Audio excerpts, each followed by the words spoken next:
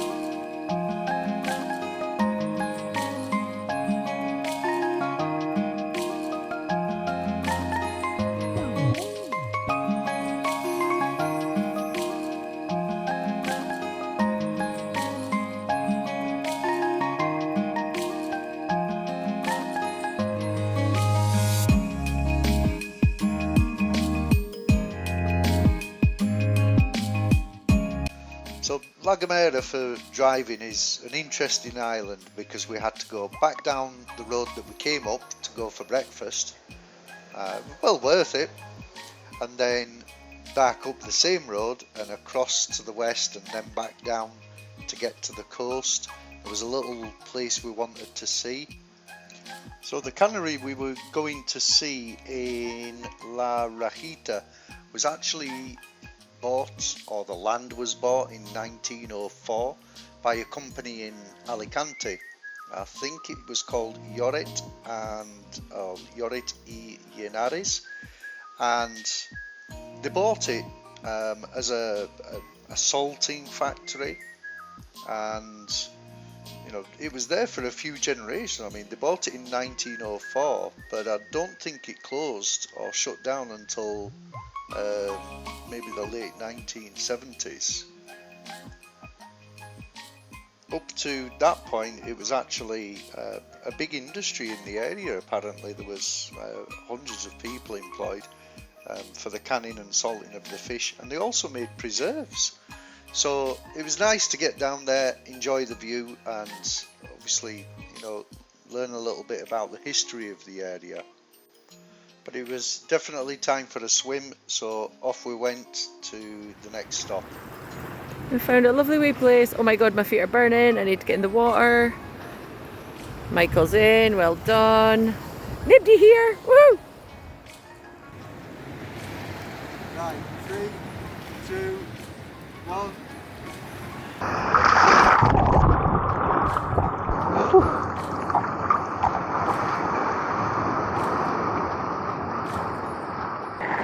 Oh, what's the name of this place? La Gomera. Oh, see, it's going to need my flip-flops. Oh, this is gorgeous. This is how you holiday. None of these 5-star hotels and drinks by the pool with little umbrellas. Oh, Fiona's being brave. Fiona, give us a wave. never to be seen again. Woo!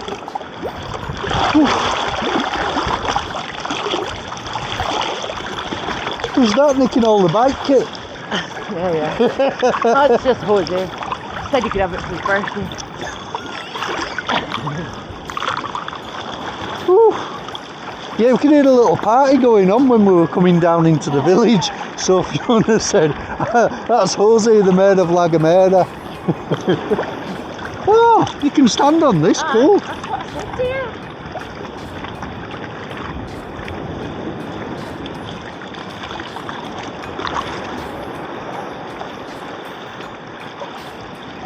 It's a local pickpocket.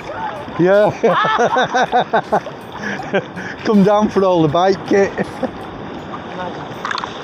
Oh. Woo.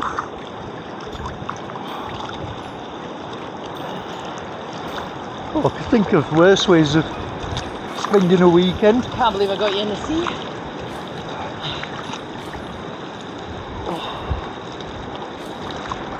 Look at this. This is better than a 5-star hotel. Look at that. Reminds me a bit of the pool in, what's it called? Tembel. No. I don't know.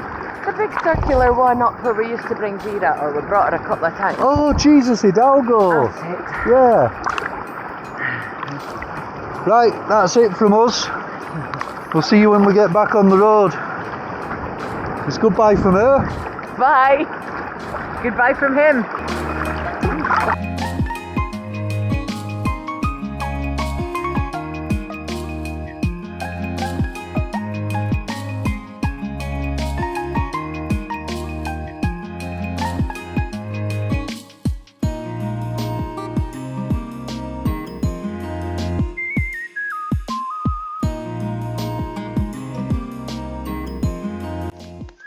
I've included this clip and a few others just to give you an example of what the riding and the roads are like in La Gomera. As you can see there's a speed limit posted, but they're few and far between, to be honest, and Google Maps doesn't help. It doesn't show you the speed limit for the current road.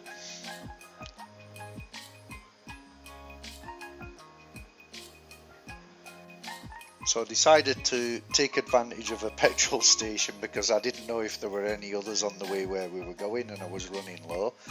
I think the price was about €1.50 a litre, which is about 25 cents a litre more than it is in Tenerife. But this gives you an example of what riding can be like. There was no way I was going to overtake these guys on a bend, and you'll see why in a moment.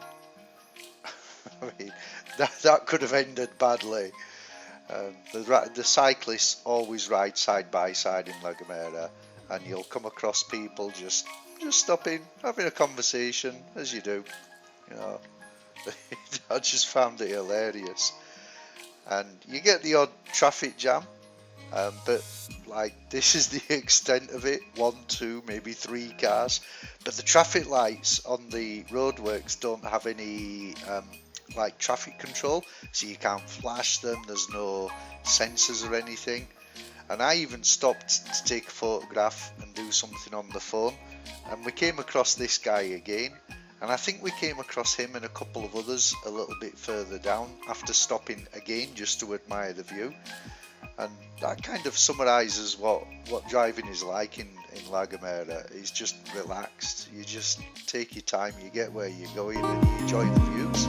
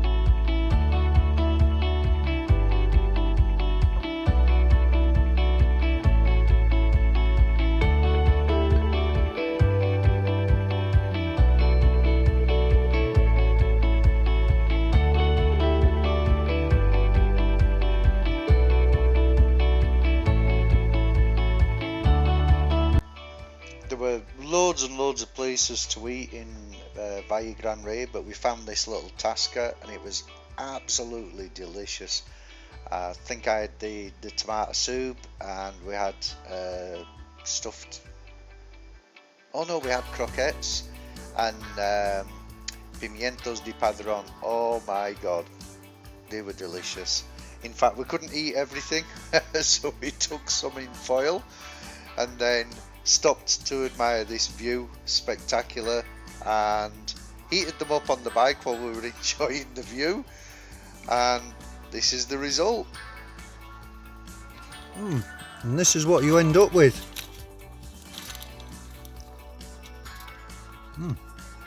Delicious.